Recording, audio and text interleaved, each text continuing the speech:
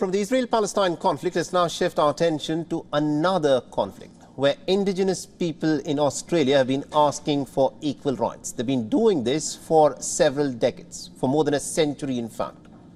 There was a referendum that was held, and Australians have now decisively rejected a proposal to recognise the Indigenous population of Australia in the Australian Constitution. The referendum was the first in almost about a quarter of a century to raise the question of altering the Australian Constitution and to recognise the Aboriginal and the Torres Strait Island people within the Constitution.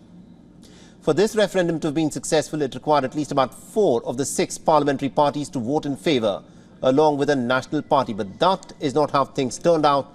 The referendum was defeated, and the Indigenous people of Australia still are not going to be recognised by the current Australian Constitution. Believe that.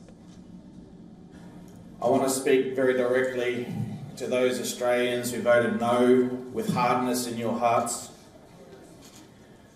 Please understand that Aboriginal and Torres Strait Islander people have never wanted to take anything from you.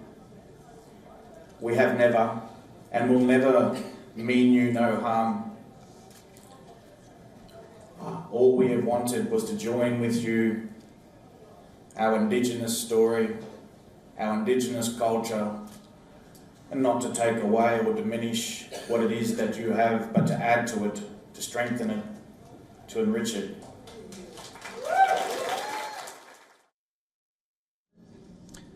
The Prime Minister and Australian Prime Minister Anthony Albanese sought to console his country's Indigenous minority after the voters rejected this change via a referendum. He acknowledged that this outcome will be very hard to bear, but said that the country will have to seek a new way forward for reconciliation. The Australian Indigenous leaders have said that they feel completely let down, but they continue to emphasise that this is not going to be the end. Now, Australia's Indigenous citizens make up just about 3.8% of the country's total population of 26 million people. Remember, they've inhabited the island for the 60,000 years, but are not even mentioned in the Australian Constitution.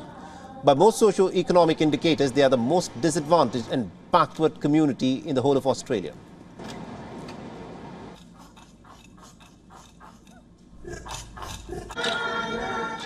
WION is now available in your country. Download the app now and get all the news on the move.